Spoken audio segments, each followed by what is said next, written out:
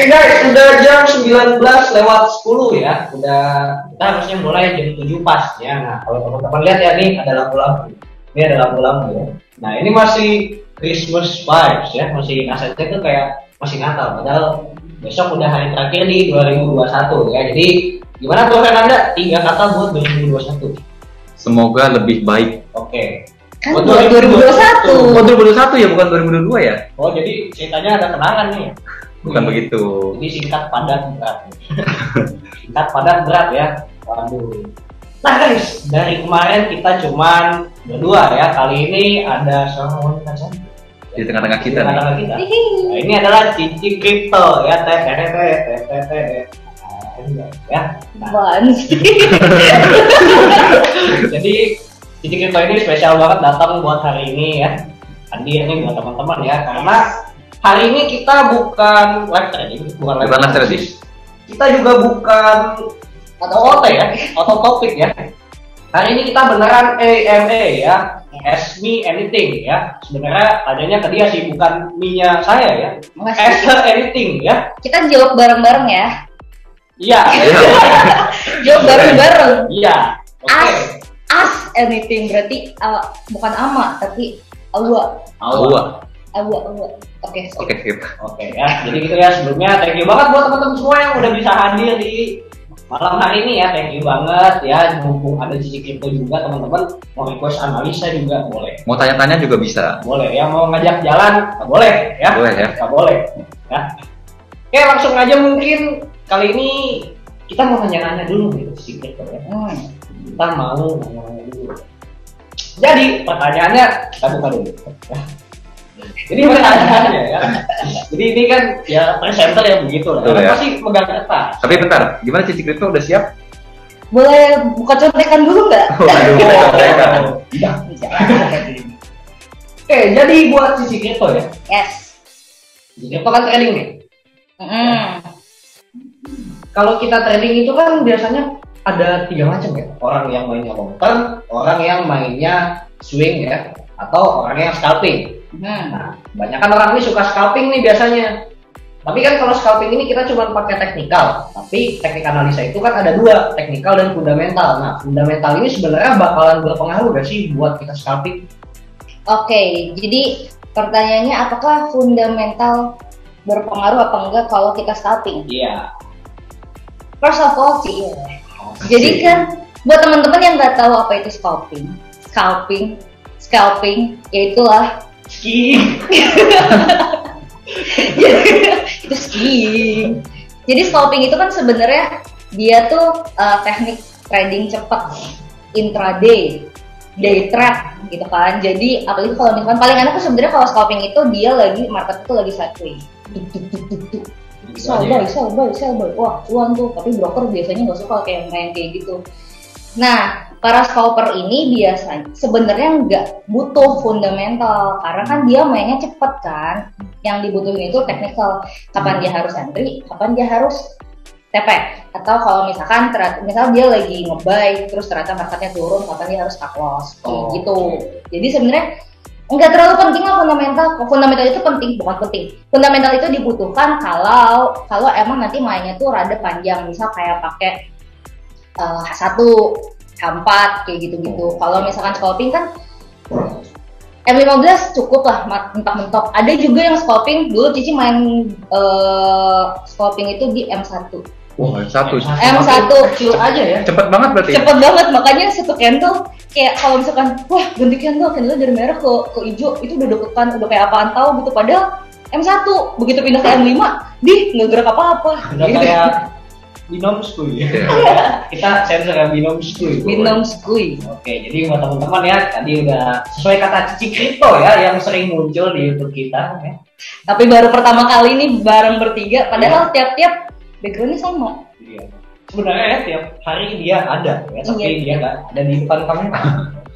Oke teman-teman, jadi kurang lebih begitu ya. Untuk scalping ini fundamental nggak berpengaruh ya, jadi akan lebih berpengaruh itu analisa teknikal teman-teman ya. Karena scalping tadi aja Cici Crypto mainnya di M1, M5 ya. Jadi untuk di time kecil fundamental ini nggak berpengaruh teman-teman ya. Betul. Kira-kira Bu Fernanda ada pertanyaan menarik apa nih dari Bu Fernanda?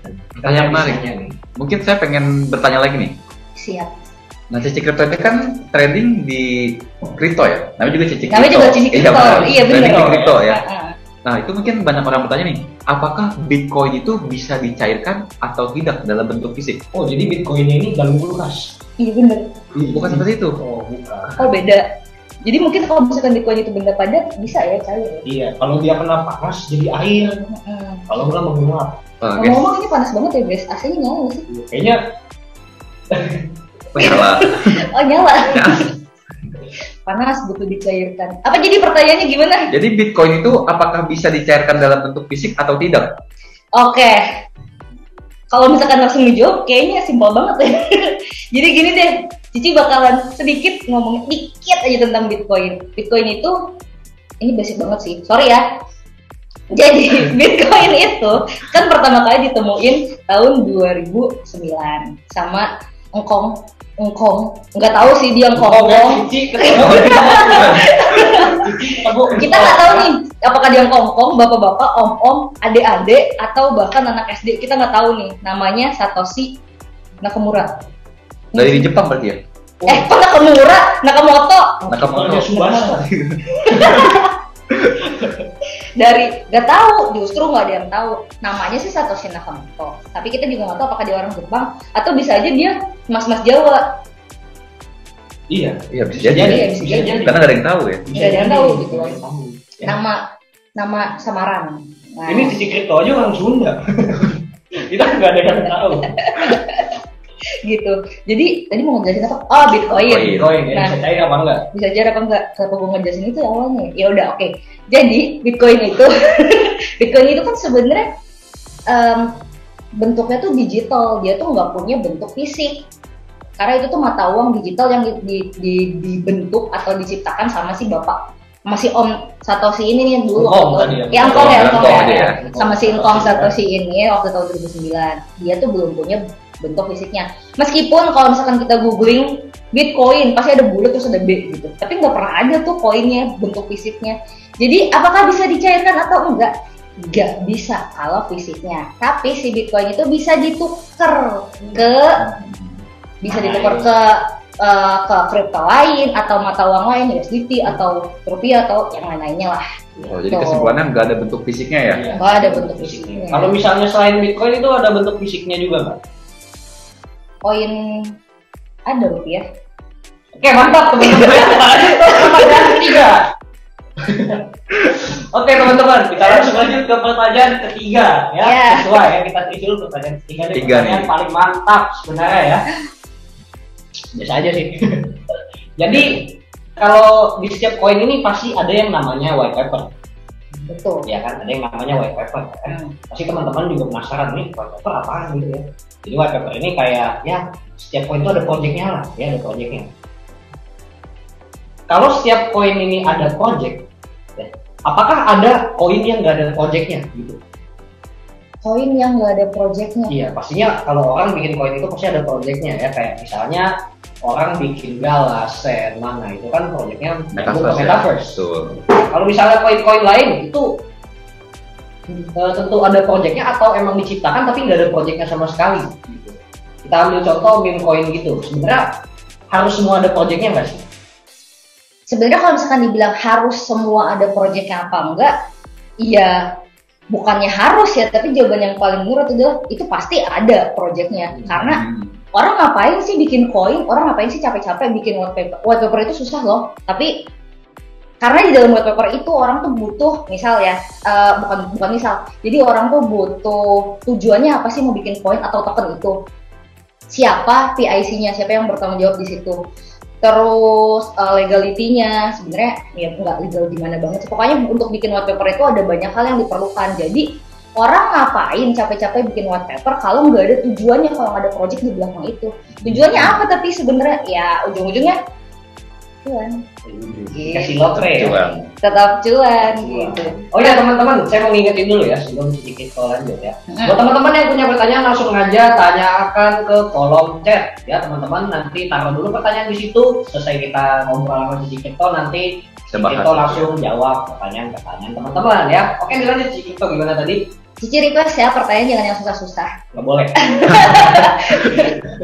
Nah, sebenarnya penjelasannya sih udah cukup segitu sih. Cuma Cici mau promo sedikit nih. Tadi mau pakai paper kan agak ribet ya. Nah, buat teman-teman yang kira-kira lagi punya banyak uang nih, terus mau bikin koin sendiri atau kayaknya bikin koin susah, mau bikin token sendiri dan butuh white paper, bisa hubungin Cici Crypto. Karena Cici Crypto menyediakan jasa membuat white paper. Oh jadi ini sama. Oh gitu jadinya ya. Jadi teman-teman balik lagi ini kita tidak disponsori oleh pihak manapun. Yes. Sebenarnya kita ada sponsor tapi beda bukan white paper. Oh iya, ngomong-ngomong sponsor teman-teman ya. Jadi kita mau ngasih tahu lagi ke teman-teman ya kalau kita udah kerjasama teman-teman ya dengan platform yang bagus banget, cetar banget. Wah, ini keren banget ya teman-teman kalau buka platform ya, kayak masuk ke kamarnya Iron Man teman-teman ya. Langsung aja teman-teman bisa lihat ya, nama platformnya adalah Bityard teman-teman ya. Jadi Bityard ini buat teman-teman ya yang baru aja terjun ke dunia trading ya, bukan dunia futures doang ya, dunia trading.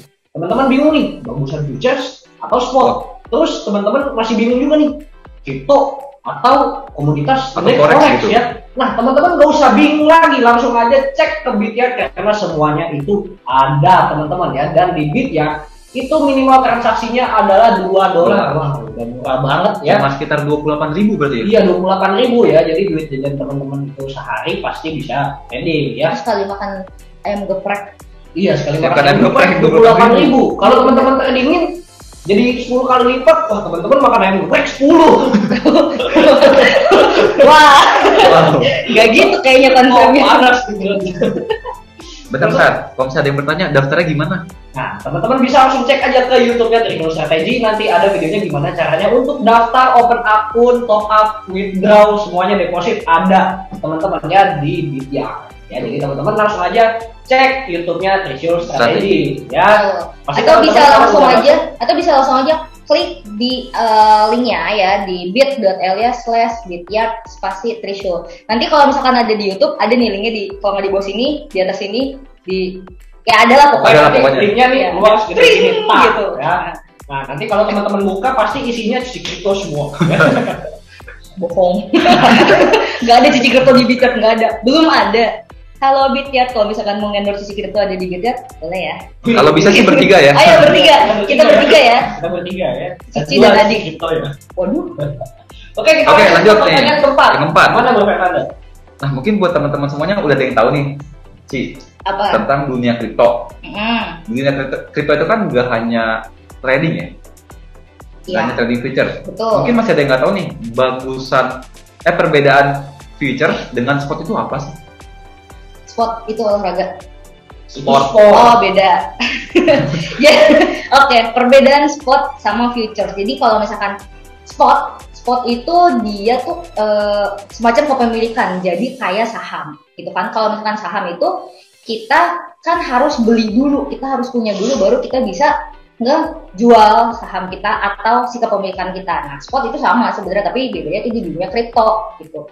Nah, kalau futures itu apa? Futures itu artinya berjangka. Beda ya. Waktu itu ini ada satu ini bingung, future itu masa depan. Tapi kalau futures, iya benar. Nah, futures itu berjangka. Jadi artinya kalau berjangka itu dia tuh punya kontrak. Kalau kontrak kayak kita kontrak rumah deh, rumah itu punya kita apa bukan? Bukan kan? Nah, gitu. Apa sih? Ya, pokoknya gitulah. Kalau misalkan kontrak itu artinya itu bukan punya kita, bukan kepemilikan kita, cuma kita cuma punya surat kontrak yang kalau zaman dulu sih ada sih suratnya gitu kan. Kalau zaman sekarang nggak ada suratnya, cuma kayak login doang lah gitu. Nah, jadi futures itu berjangka, kita nggak harus punya si kriptonya itu, nggak harus beli dulu, tapi kita bisa langsung transaksi, kita bisa langsung memperdagangkan, mau kita jual, mau kita beli, bisa. Berarti tanpa kita beli dulu, kita bisa jual gitu? Iya, tanpa kita punya dulu, kan orang kalau misalkan mau punya sesuatu harus beli dulu kan. Betul. Nah, ini kita nggak perlu beli dulu, kita nggak perlu punya dulu, kita udah bisa langsung jual, jadi kayak kayak pinjam handphone lu dong gitu, nih buat apa, mau gue jual gitu, kayak gitu. Jahat ya. Benar. Ada lebihnya gitu ya. Benar. Tapi emang bener sih begitu kan. Iya kan gitu. Cuman sebenarnya kayak gitu sih, minjem dulu punya orang tapi orangnya udah setuju gitu. Enggak sih, konsepnya kok rada-rada aneh. Pokoknya dia kayak gitu. Dan kalau di futures itu enaknya dia bisa pakai yang namanya leverage. Kalau di spot itu dia 1:1, literally kayak saham. Kayak misal teman-teman kalau misalkan di Indodax, nah di Indodax itu marketnya market spot kan, karena 1:1. Teman-teman cuma bakalan cuan kalau dia naik. Kalau dia naik. Nah, kalau di futures, kalau dia turun, teman-teman bisa cuan. Kalau dia naik, dia bisa teman-teman bisa cuan. Kalau dia naik turun. Ya cuan. Nah, gitu. Makanya kita mendingan di futures. Ya, tapi balik lagi ke teman-teman masing-masing sih. Ya, jadi sebenarnya dari sini saya juga ada pertanyaan lagi nih.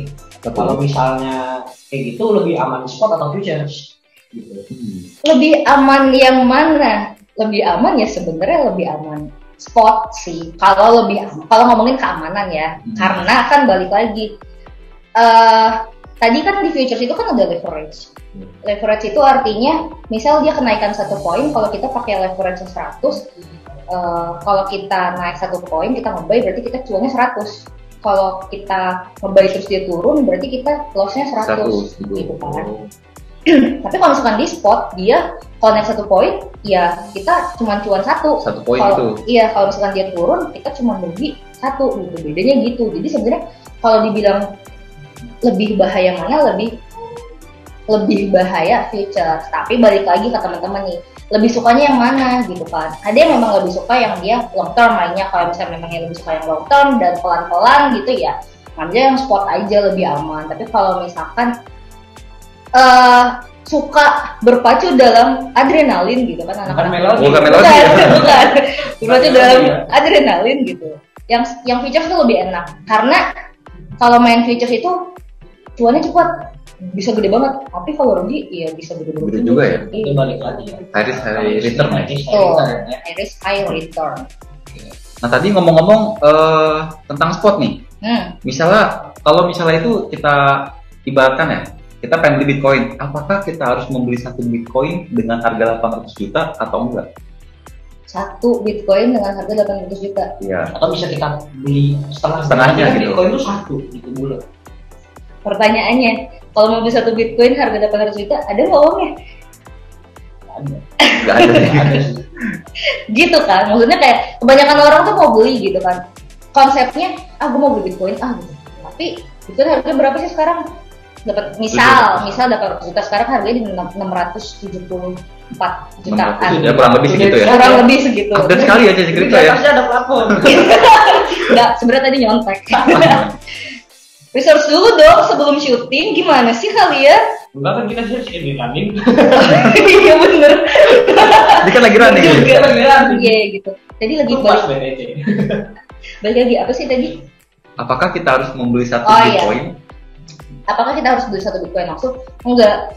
Jadi kita tuh beda sama kalau kita beli US dollar gitu kan, atau kita beli emas nih, emas batangan ya, bukan emas futures gitu. Apa emas yang ini? Oh bukan dong. Ini bukan, ini koko. Ya udah seperti gitu ya. Maaf ya. Misalnya kita mau beli 1 batang, 1 gram emas nih, 1 gram emas anggaplah harganya 1 juta. Kan kita nggak bisa beli. Saya cuma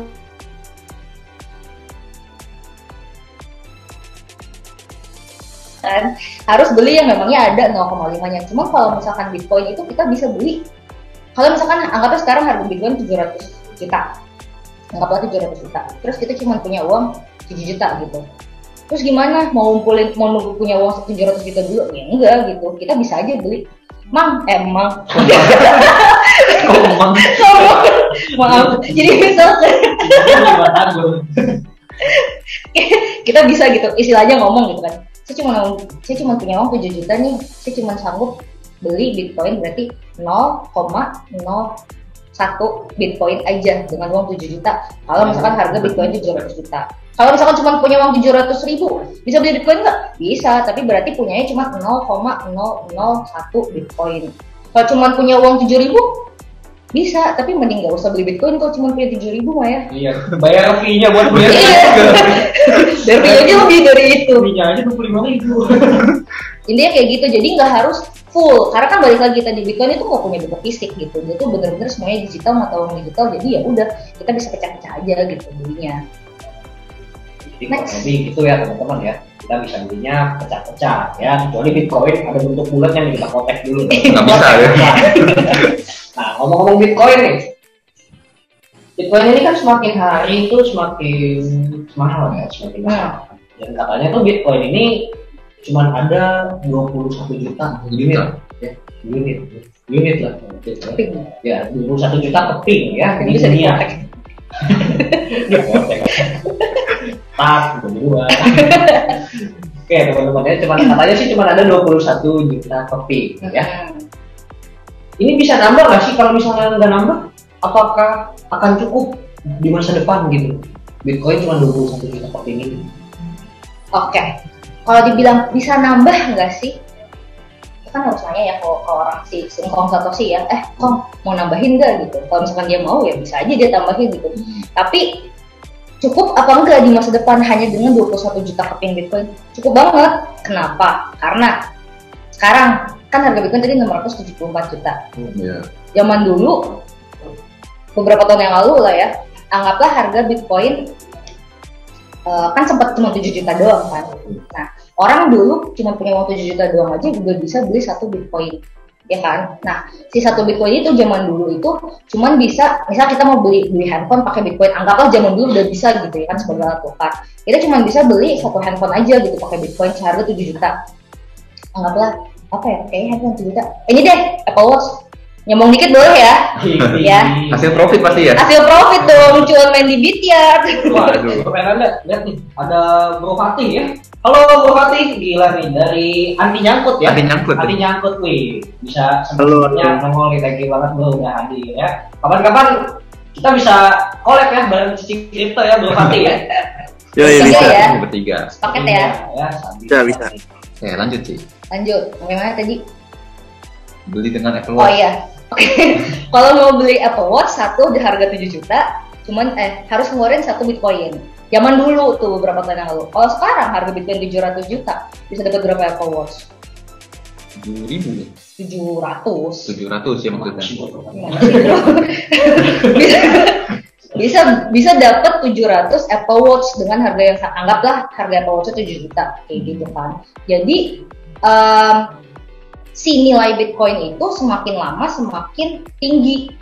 Si nilai tukarnya itu semakin lama semakin tinggi gitu. Jadi kayak apa ya? Kayak inflasi deh gitu kan. Inflasi terjadi karena apa sih? Karena kan adanya juga mata uang yang beredar terlalu banyak gitu. Jadi orang-orang tuh kemampuan daya belinya tuh semakin meningkat, akhirnya harganya naik supaya apa? Supaya menekan tingkat konsumsi. Kalian pasti agak bingung gitu ya. Menekan tingkat konsumsi gitu. Jadi harganya dinaikin supaya semua standarnya tuh tetap sama gitu. Nah, jadi pemerintah itu melakukan kenaikan harga itu untuk mengatur laju konsumsi gitu kan, supaya ada kontrol. Nah, gimana cara ngontrol Bitcoin yang cuma ada 21 juta itu? Ya gitu, caranya adalah dengan menaikkan value-nya. Jadi si Bitcoin itu nilainya tuh atau si value-nya itu dinaikin terus, dipertahankan supaya value-nya itu tetap berharga, supaya meskipun dengan hanya 21 juta aja itu cukup untuk memenuhi kebutuhan pertukaran mata uang nanti sampai masa depan juga gitu. Jadi dengan satu Bitcoin yang tadinya dulu cuma bisa beli satu Apple Watch, zaman sekarang udah bisa beli 100. Anggaplah seperti itu. Lebih gitu ya. Ya, next kita nanya apa nih? Mungkin ada sesuatu. Nanya apa lagi? Anda, kalau katanya dari saya, kira-kira apa ya? Oke, sekarang ini kan lagi panas-panasnya tentang blockchain ya. Nah, mungkin banyak orang yang bertanya nih, kenapa? Nyala. Ya, tapi kayaknya panas emang panas ya? Kayaknya emang grogi kali gitu ya. Nah, kenapa blockchain sekarang ini populer sih? Karena memang populer. Wow. Kenapa blockchain populer? Karena wah enggak sih, sebenarnya gini, blockchain itu kan, konsep blockchain apa sih gitu buat yang belum tahu atau yang masih bingung. Blockchain itu kan dia semacam sistem informasi lah ya, sistem informasi yang terintegrasi dalam perangkat dalam komputer lah gitu. Jadi database gitu, database online. Cuman bedanya si blockchain ini, dia kan namanya blockchain ya, chain itu kan rantai. Jadi kayak dia itu ada apa sih? Ikatan. Ya, ikatan cinta. Ikatan rantai gitu. Nah, setiap kali ada informasi baru, si chain-nya itu wow, maaf ya. Setiap kali ada informasi baru, ada transaksi baru, kan tadi kan database kan si blockchain itu. Setiap kali ada data baru, si chain-nya itu, ikatannya itu nambah, tek. Nah, si data itu, si informasi itu tuh nggak bisa dirubah, nggak bisa diganti seenak kita gitu. Kenapa? Karena dia sistemnya tuh decentralized. Decentralized itu sebalikannya dari centralized. Wow. Jadi kan kalau centralized itu kan terpusat, dia cuman ada satu yang kontrol gitu, ada satu arah yang kontrol. Kalau decentralized itu dia nggak ada pihak yang punya otoritas atas si blockchain tersebut. Jadi semuanya tuh sama, haknya tuh sama, jadi kayak right equality. Kayak gitulah. Nah, kenapa blockchain populer? Karena dia nggak bisa diubah seenaknya. Dia tuh transparan maksudnya. Terbuka. Iya sama aja. Jadi si blockchain itu, si sistem informasinya itu bisa dilihat sama siapa aja gitu. Ya transparan, maksudnya dia kayak nggak tertutupi gitu.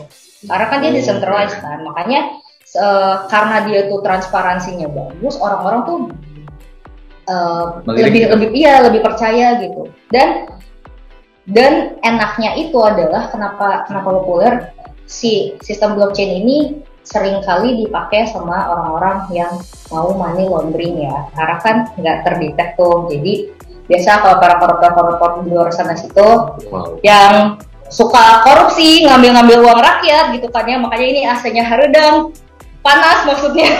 Bener, kok cukup tegas ya tentang korupsi ya. Gitu, mereka biasanya kalau misalkan ngambil uang, diputarnya, dicucinya itu di sistem blockchain, bisa di kripto, karena nggak terdeteksi gitu. Saya kayak ikut-ikutan ya. Saya kayak ikut-ikutan teman-teman. Kalau om koruptor, maaf ya, kita buka. Enggak sih, banyak orang yang tahu kalau misalnya itu. Baru. Oke, kita lanjut. Kalau ngomongin blockchain ya, blockchain kan ada kaitannya dengan yang namanya NFT. Betul, itu juga bukan lagi panas tuh. Ya, lagi panas ya. Dia nggak ada AC misalnya. Nah, jadi ya, kalau blockchain ini populer kan berarti akan dipakai juga di NFT. Sekarang NFT populer juga nih. Nah, kok bisa populer? Sebenarnya NFT itu apaan? Sebenarnya apa sih NFT? NFT itu adalah non fungible token. Udah kan terjawab kan? Jawab. Thank you semuanya udah nonton. Enggak. Jadi NFT itu token yang terbentuk dari blockchain. Wow. Token yang terbentuk dari blockchain. Nah, kenapa tuh bisa terbentuk? Itu ada sistemnya. Kalau misalkan mau tahu kenapa bisa terbentuk, bisa tanya ke programmer ya. Gimana cara terbentuk? Mana programmer Anda yang masuk ini bro? Oke, mungkin kita tunggu konten dari Cici Kripto selanjutnya ya teman-teman. Kenapa jadi Cici Kripto? Gitu, pokoknya intinya si NFT itu kan dia salah satu token. Nah, terbentuknya dari blockchain. Ya. Tadi Cici sempat nanya ke Bro Fernanda. Nggak usah lah, itu nggak usah dibahas deh. Nanti jadi panjang juga. Kenapa NFT itu populer? Karena sebenarnya yang paling utama adalah kalau kita menyimpang sedikit ya, karena orang-orang tuh pada FOMO. Tahu FOMO nggak? Tahu. Apa tuh? Ciki? FOMO. Ya, skip. Ciki nyumelin batu ya. Mohon maaf, masa kerja kita beda. Iya, kalau Cici macam jongkon dulu ya. Lanjut lagi guys. Ya lanjut ya. Jadi orang-orang tuh pada FOMO. Kalau misalkan orang-orang pada FOMO kan sebenarnya apa yang viral dikit tuh pada kayak ikut gitu. Iya kan? Iya apaan nih NFT nih. Mohon maaf Bapak. Oke. Norek ilmu. Akhirnya ke bawah.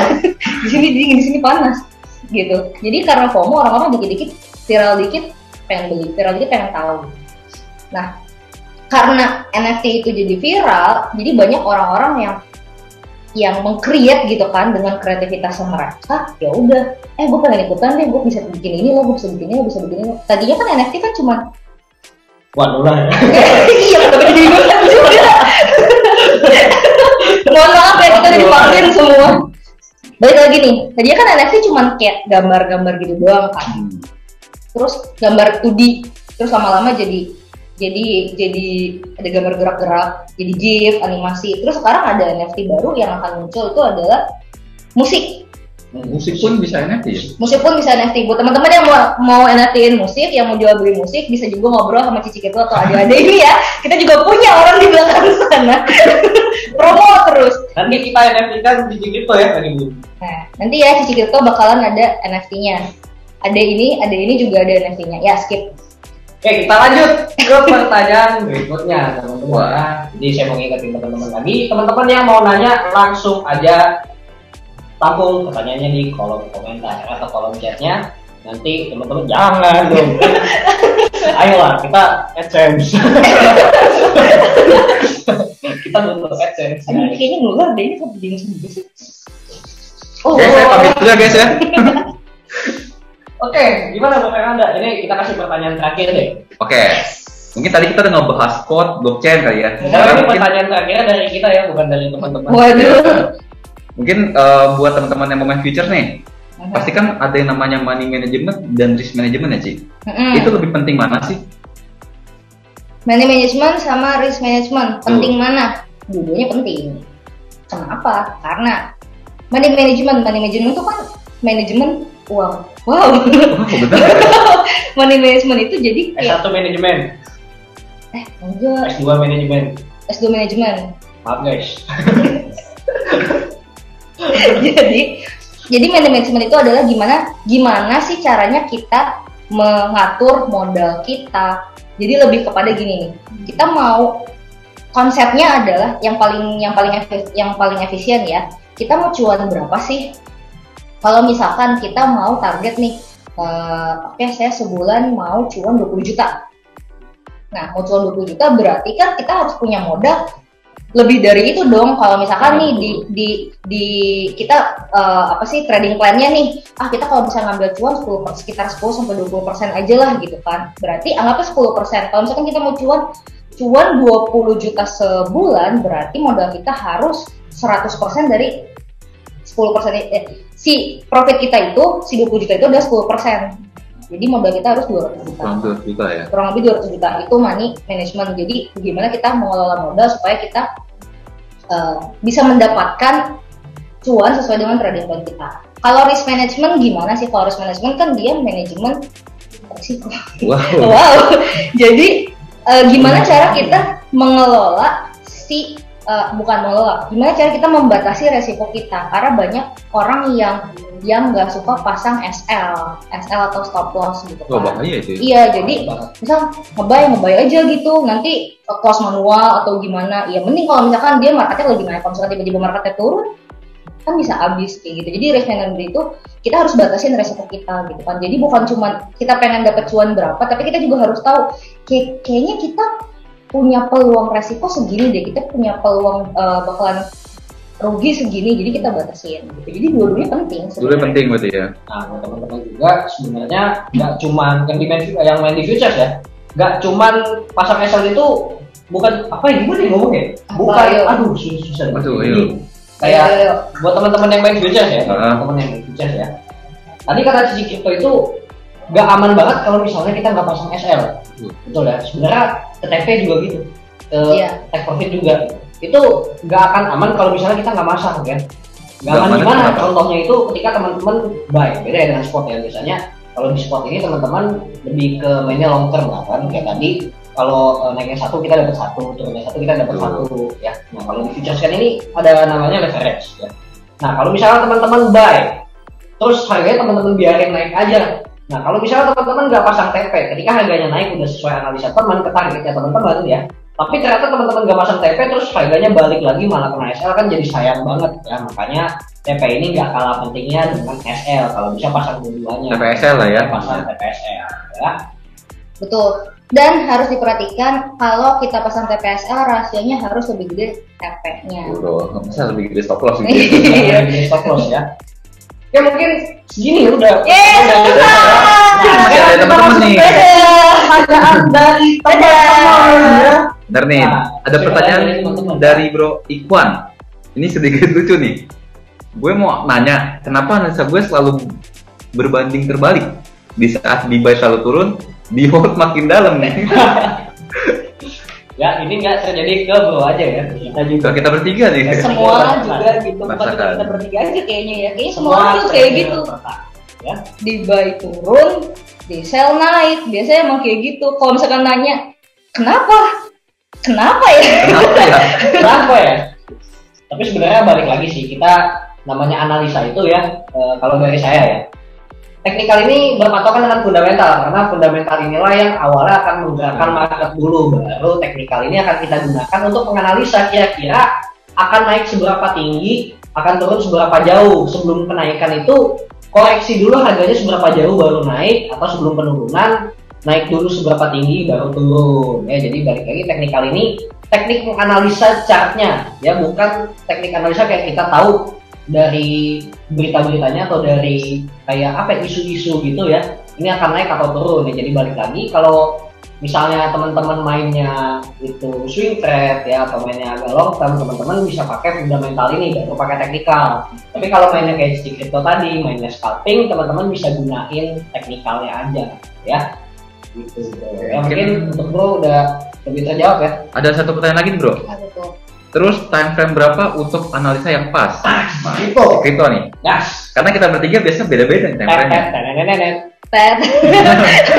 Time frame berapa buat analisa yang pas? Gak ada time frame yang paling sempurna. Tergantung. Kalau siapa namanya? Bro Ikwan. Halo. Gila. Nih, jadi Bro Iwan Cie, mau jalan nggak? Apaan sih? Jadi tergantung Bro Iwan tuh tipe trader yang kayak gimana. Maunya mainnya scalping, atau mau yang day trade, atau mau yang long term. Kalau misalkan memang yang mau scalping ya bisa di 5, di 15 atau gimana. Atau kalau misalkan mau yang day trade bisa di H1, H4. Itu semuanya tergantung. Jadi kita juga kalau misalkan analisa kadang ngeliat di H4, nggak ada pattern nih, H1, nggak ada lagi nih, kayak 30, kayak gitu-gitu aja. Nggak ada sebenarnya time frame yang pas banget. Jadi ya kita ganti-ganti aja time frame sesuai dengan kita maunya kayak gimana. Gitu. Semoga terjawab nih untuk Bro Ikwan. Iya, di H4, ada H1, ada pattern. 30 ada mana? Suka hilang tiba-tiba. Cuma segini doang ininya hilang. Tiba-tiba masuk SMS nih, pertanyaan. Oke, mungkin buat teman-teman lain kira-kira gimana nih? Masih ada yang mau ditanya nggak nih? Oke, kayaknya belum ada pertanyaan lagi ya. Oke, mungkin sebelum ada pertanyaan lagi ya, kita analisa tipis. Boleh. Ya, tipis aja tipis ya. Nah, kali ini Cici Crypto akan analisa juga teman-teman ya, sesuai dengan kita kemarin. Ya, kemarin kita kan bilang nih ya, waduh, Cardano susah banget dianalisa. Nah, ada Cici Crypto ya. Oke, langsung aja nanti kita buka chartnya Cardano ya. Kita akan analisa multi time frame teman-teman ya. Jadi hari ini kita akan khusus ya dari Cici Crypto ya, signal malam ini ya. Nah, kesimpulan pertama nih dari Cici Crypto kira-kira harga mau kemana sih? Kalau naik itu.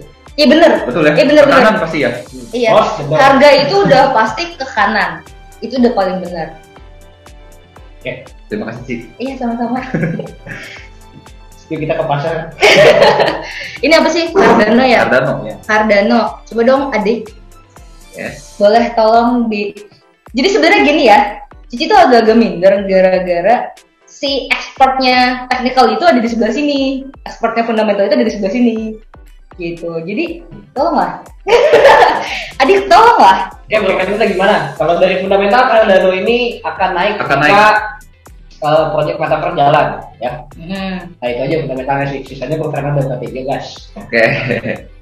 Kita taruh dulu zona-zona pentingnya nih. Ya zona nyaman. Zona supply. Oh, zona supply bukan zona nyaman ya? Bukan. kesimpulan untuk ADA ini kemungkinan besar untuk turun sudah sangat kecil sih.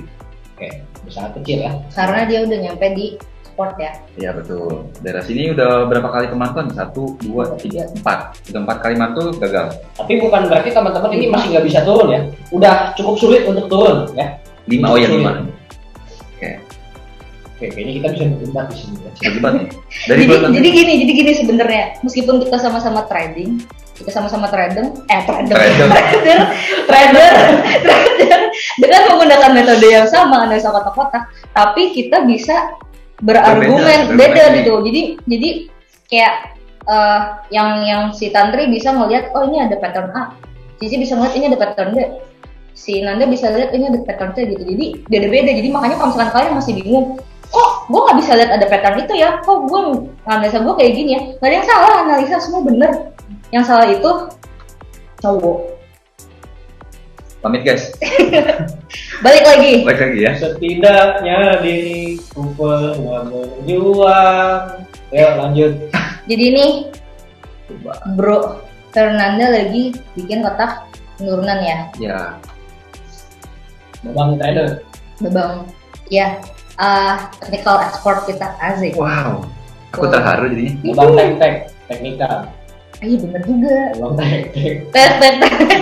Masih goreng.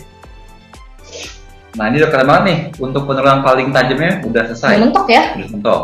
Ya. Iya, ini harganya udah pullback ya. Udah pullback. Kalau menurut saya di sini ada 3 kemungkinan. Apa nih? Yang pertama, kalau untuk Anda lihat ya, di sini ada kemungkinan ya. Yang pertama itu bakal terjadi yang namanya pola rising wedge. Oh iya. Ini kemungkinan turun lagi ya. Mungkin kalau untuk Anda lihatnya penurunannya udah selesai. Dia dari sekarang lagi naik. Tapi kalau di sini menurut saya bakal turun ya. Jadi kemungkinan pertama teman-teman untuk Cardano ini yang pertama ada hampir nge-setup ya, hampir nge-setup pola rising wedge ya. Itu yang pertama.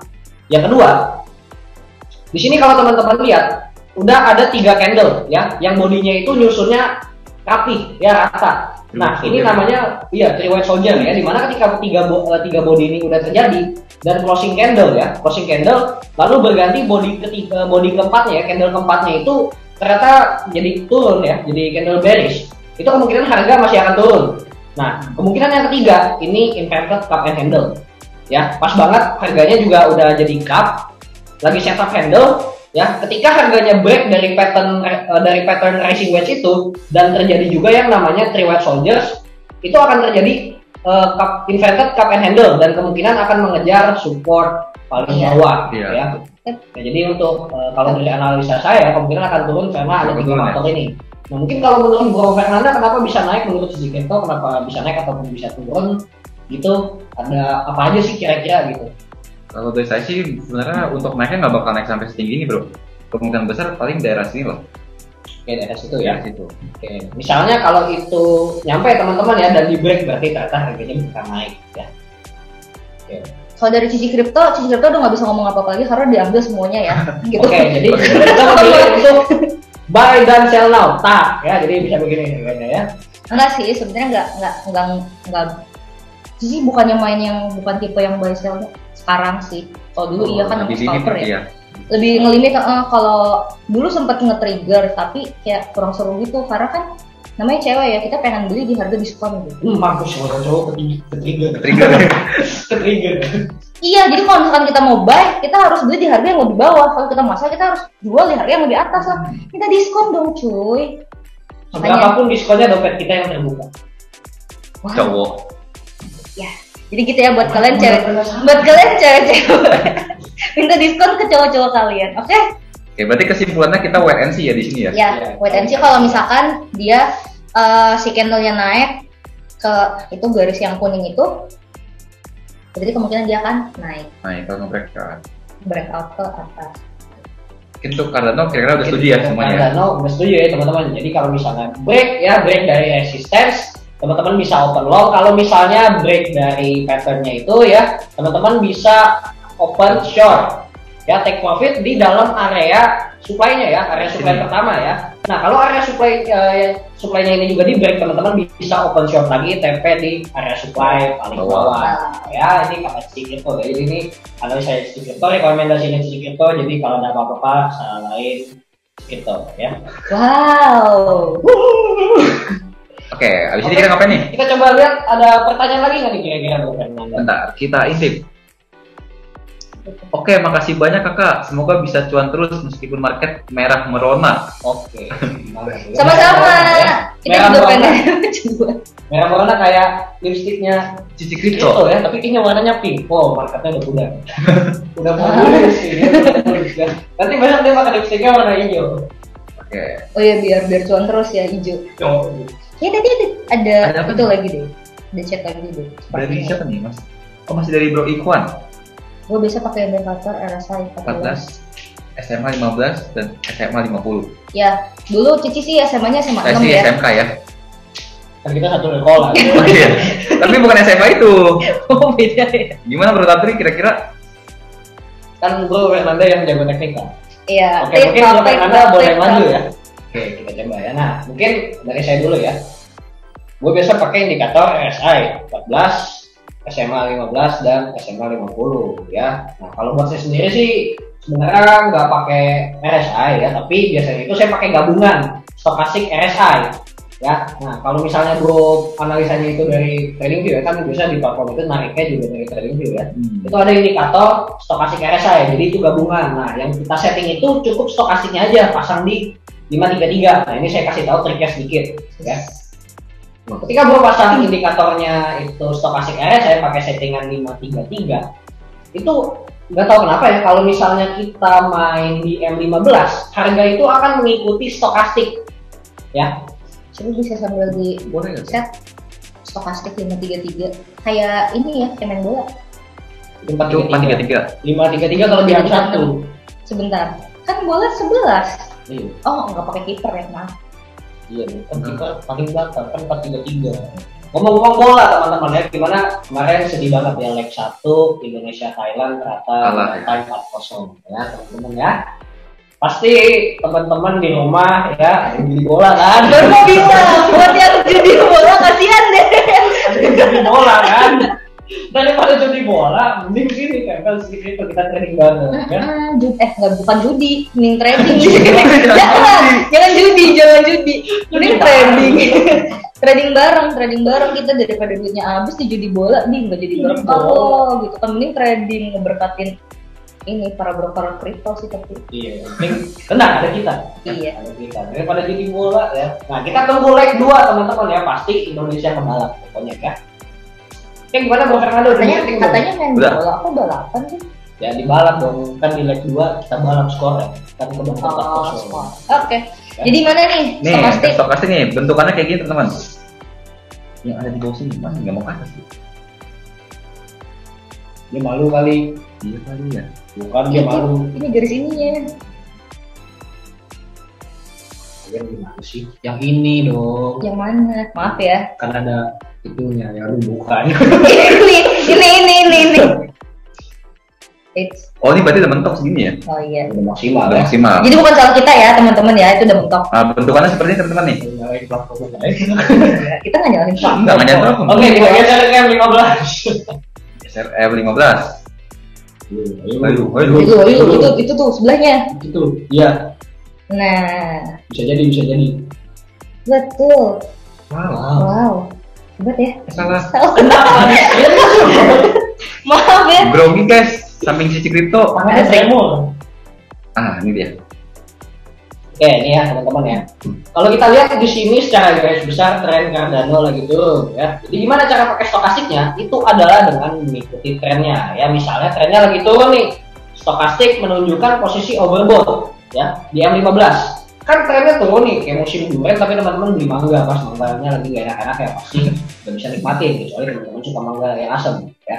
Jadi gini teman-teman, tren turun stokastik overbought, padahal kan lagi banyak yang nge-sell, tapi kenapa di stokastik ini menunjukkan overbought, udah banyak yang beli. Nah ini tandanya teman-teman bisa open short or sell ya. Nah dan untuk exitnya itu gimana? Teman-teman tunggu stokastiknya crossing ke oversold lagi, teman-teman langsung cut profit ya. Nah untuk win rate-nya ya, ini udah saya tes ya.